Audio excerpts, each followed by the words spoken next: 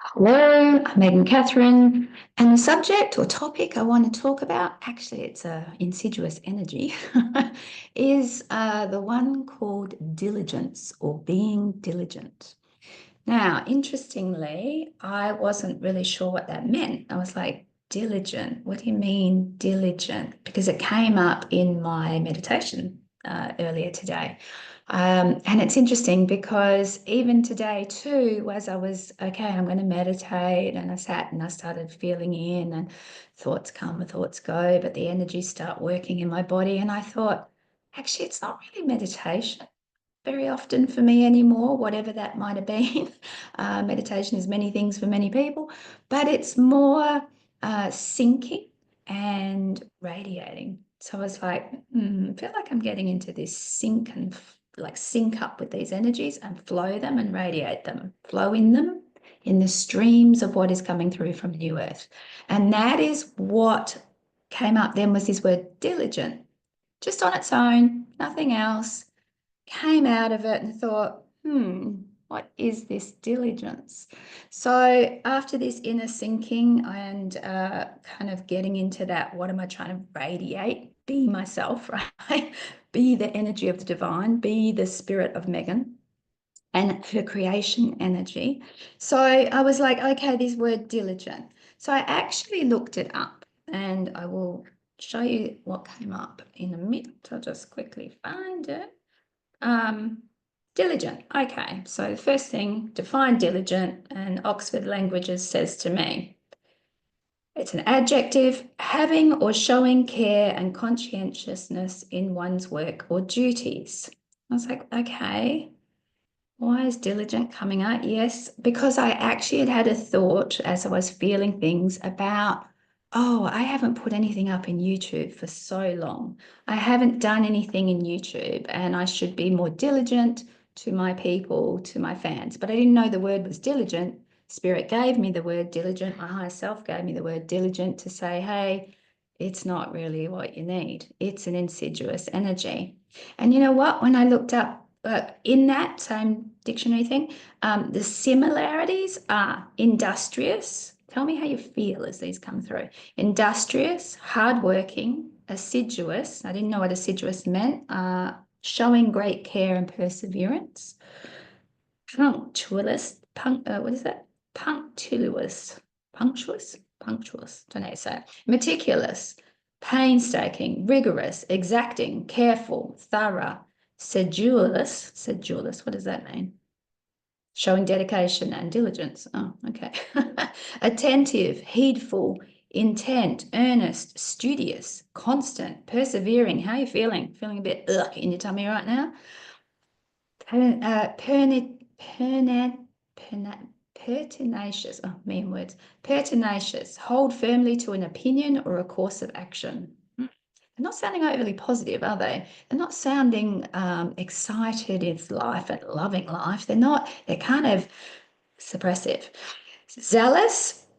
Okay, zealous can sound great, but the energies of zealous and zealots and all of that stuff has kind of got this connotation stuff to it. So what is all this stuff carrying now, right? What is this energy carrying? What are we carrying when we feel this idea that we have to be diligent? And it's something that comes through from our families, from our academia, from our industriousness of the economic machine, get out there and work. It is basically cultural. Various cultures are very, put you down if you're not industrious, if you're not hardworking, if you're not diligent. So then it takes on this thing of perfection, right? And I could go, oh yeah, I get that sense of perfection. That's something overarching thing that I have long carried, and I'm kind of pulling all the pillars out from it. And diligence or diligent is one of them. So continuing some of these words, what did we have? Persistent, tenacious, pertinacious, zealous, dedicated, committed, driven, active, busy, unflagging, untiring, tireless, defatigable. Oh, that's an interesting word. Of a person or their efforts, persisting tirelessly. Okay. Dogged. Maybe look up that. Having or showing tenacity and grim persistence. Plodding, slogging, laborious. Do you know what the opposite is? Lazy, casual, and then more. But I was like, what? It's a horrible word. So then I looked up a bit more on it in the sense of the origins of the word. And it goes to Latin diligere, Diligere. And you know what it means? Love and take delight in. I thought, when did diligere, love and take delight in, become all those ugly words? Become such a thing that is actually very suppressive and very driving us beyond our divinity. Divinity doesn't need you to be industrious. Divinity doesn't need you to even work hard. It's taking you away from your creative reality. It is a man-made experience here that we're living from, and perhaps not just man-made, other beings of this, who knows, whatever worlds, right? All that stuff. The energy itself is not high vibration. You can be diligent in moments, but to try and live to that or feel that you must and people please and belong and work towards some ambition that isn't really your ambition, or it's driven through other energies like greed or need, lack, less than, unworthy, whatever these things may be, hurting and harming, all the things, right? It's like, God, diligence, a bit of a mess. So the Latin word became diligens and diligent, which meant assiduous. And assiduous was again that showing great care and perseverance. So it went from love and take delight in to showing great care and perseverance. Yeah, okay. But then you think how it's then evolved to the old French and Middle English, where they took diligent. And diligent now means having or showing care and conscientious in one's work or duties. But all the carry on that comes with that, all the stuff that has created us to try and live to that, or to feel wrong if we're lazy, to feel wrong if we're casual, to feel wrong if we're not doing the hard work. And actually, when I looked further into diligent, it was like some explanations where people were saying, oh, all because someone says on your resume or your school report that you're diligent doesn't mean you're good. It just means, oh yeah, they're persistently trying, right? They're persistent with keeping up with it. They turn up, they're punctual, they're that kind of thing. And so then there was this idea of, oh wow, how much are we indoctrined into this nature that is not our natural nature? We have moments of this, but if we took it back to diligere, where it is love, that, oh, I love and delight in this, that's the true nature. And so that's what I wanted to talk to you about, was this creation energy of delight. It is now a time for us to feel this. It is a time for it to be, it is available, is coming from the new earth, which is already built, and many of us are coming into its reality, going through the narrative of creating it, okay? And so we're all getting up to that. But I certainly was like, okay, I need to tell you about delight, which I have done back in February, mid-February. It was brought to my attention. The lion spirit energy and Mother Moon brought it through, that the creation energy class that we've been started doing this year in my Mystic membership, once a month, the creation energy class happens in the Mystic One group. And it is basically at the moment Spirit explaining these new creation energies. I'm just making a note here. So delight was introduced to us in mid-February. And last night we were, innocence was what we were introduced to. So delight is that divine joy, divine pleasure, divine satisfaction, leading you from within. And you operate through your delight. It is part of creation. When something is first created, it carries delight, it carries innocence, and it carries flourishment, which was January's one. Flourishment is the idea of creation, to evolve and flourish, right? So I wanted you to write, I just wrote here, it is a time for us to learn, feel, and focus this creation energy of divine delight, among others. These were the others. For it is this flow and radiation that will build our new reality, both individually and collectively. Things are definitely changing. So I actually went back to my February one just now and sat in it with the intent of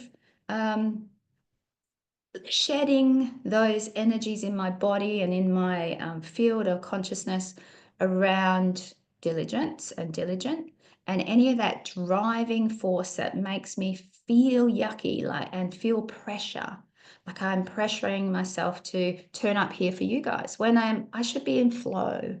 I know, should be, I want to be. I want to be in flow. I want to be from my inner sinking, what wants to come out and radiate as an experience for me, because that's true creation.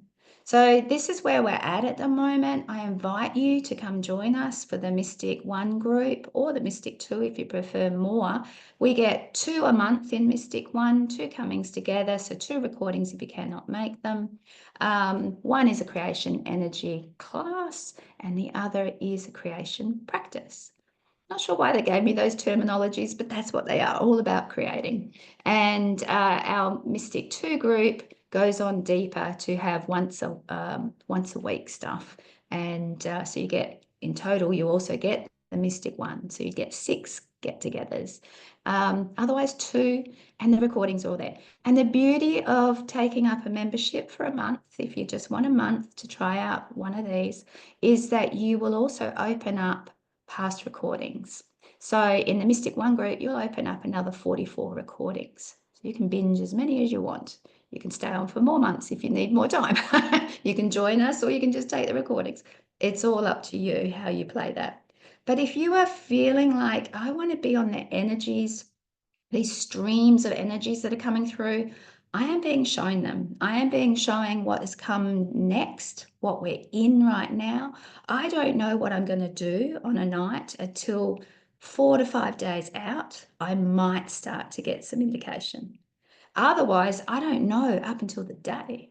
And then some things get shown to me. So it's very much a channeling experience, but at the same time, it is a conscious channeling, a conscious connection. And you are having that too. It is available to you. And by streaming these higher vibration energies, which are all there, learning to connect into them, being shown by spirit how to do this, what it is that's even available, having the awareness of it, and it is shedding things. Oh my goodness, like last night's one, we were literally like corn cobs, shedding the husks of what was not our innocence and the true innocence, because there's a difference as well. What is innocence and how it's treated now, like the word diligent, right? To diligere, to what is delight, and what is now something quite suppressive or dictative in our bodies beyond. It's very 3D, 4D. It's taking you out of your fifth dimensional, multi-dimensional divinity flow of your signature self. And you're coming back to that. So I'd love you to come join us. If not, I hope this video has been of service to you in some way in your own ascension journey. Have a wonderful day. Speak again soon.